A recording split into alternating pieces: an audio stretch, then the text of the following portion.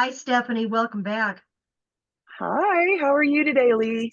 I'm very well. Excited to learn about peaceful goodbyes and hellos with dogs. How many people have problems when they either leave the house or get back into the house because their Yep. dog is, shall I say, disruptive, right? Yes. Yes. They're either trying to bolt out the door or they're mauling you when you come in and you're trying to not drop the groceries. So, yes. So tell us some strategies to make all of that easier.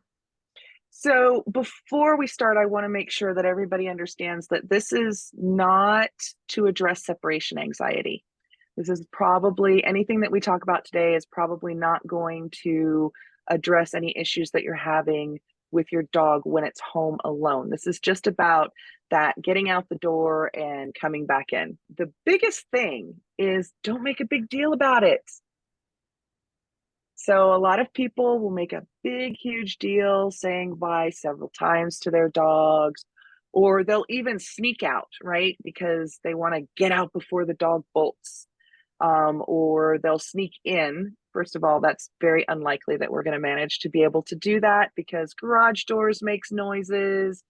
Most of our alarm systems, you have it set to so that it chimes every time a door opens, and those signal to the dog that someone's coming in. So sneaking usually doesn't work. Also, making a big deal can really heighten that excitement level or that anxiety level that happens with that transition of you either coming or going.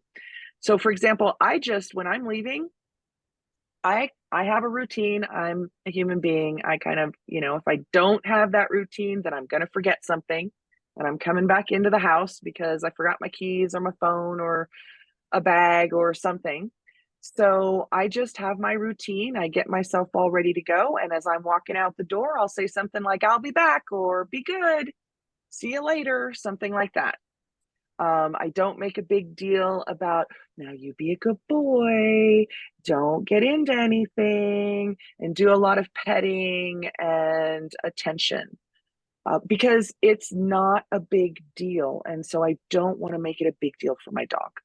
I am hearing myself in a lot of what you're saying. Not so much leaving. I think I'm pretty good at that one.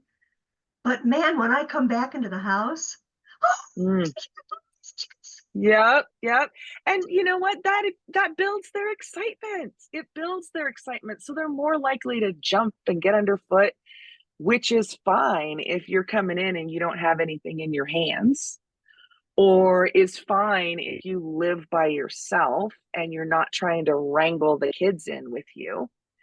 But at the same time, most of us are not in those situations. And even if we are, sometimes we're carrying groceries mm, or we've picked up some packages and we're bringing those into the house. And all we want to do is get that stuff set down and get ourselves sorted and then greet the dogs. And so I do pretty much the opposite when I come back in, whether I'm carrying something or not, because I have taught my dogs this is the routine.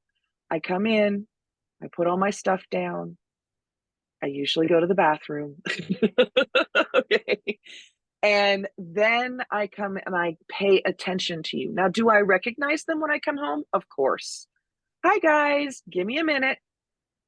And then they go and they wait. Now they are watching me with eagle eyes, doing all the things. Okay, where is she in the procedure? Because sometimes that routine changes because I might be bringing some extra things in, or I may have been out for quite a long time, and so the bathroom isn't the last thing on the list. It's the first thing on the list to get done. Again, you just don't make a big deal about it. Hi guys, give me a minute. that's it. Yeah. And I even when I wake up in the morning, I have found that it's better for me to do that with my dogs because otherwise they do get fed twice a day. They're looking for that food now. And they don't Mm-hmm. understand at 3 o'clock in the morning. I'm just taking a potty break and I'm not really ready to get up and be with them yet. So those are really, really good tips, and I appreciate it. And once again, I'm learning that I do need to change some things, especially the way that I come back into the house. So it's important to have very calm and peaceful hellos and goodbyes if you want your dogs to have calm and peaceful hellos and goodbyes. Is there anything else I didn't cover? Also, as a reminder to everyone, this is not about separation anxiety, like Stephanie said, but we do have lots of videos about that. And she has a lot of blog posts about that. You can get in touch with her through the information that I'm going to post below. Anything else you'd like to add? It takes time, and I wouldn't be training this when you're actually leaving or when you're actually coming home. A lot of people will train inside the situation, and that is a really either high stress or high excitement situation for the dog. And so their learning curve is a little bit, it's not as good. So you want to do it outside of actual departures and arrivals before you're applying it to you actually coming home. Don't expect them to be waiting just because you ask them to if you haven't taught them ahead of time outside of this wonderful, exciting thing that's happening or stressful thing, right? Some dogs, even though they may not have separation anxiety, they don't particularly like or are thrilled about you leaving. And so they want to go with you. What do I do then if I'm not actually leaving or coming back? Do I pretend like I'm leaving and just go out for a few minutes? Go out for a few minutes, go check the mail, take the trash out. You can practice it during those times and then start applying them to those longer durations of absence. Excellent. And if someone is trying this and they're not having the best results, they can always get in touch with you. They can, but I think a lot of people can, if you think about it, and what does your ideal departure and entry and return look like? It's going to be different for everybody because everybody's takes different things with them when they leave. They may be leaving by themselves, they may be leaving with friends or family. So what do you want it to look like? And then once you know what you would like it to look like, then you know the types of things that you need to teach your dog. The one thing that I do not recommend that you do is including a stay in your departure routine without any kind of release before you actually walk out the door. Because if you do, you are eroding that concept of stay for the dog. Because if you're gone for 2 hours, it's very unlikely that they're going to be staying where you left them for that 2 hours. They're going to go get a drink. They're going to go lay on the couch. They're going to do something, play with a toy. And that gives them the sense that they get to decide when the stay is over.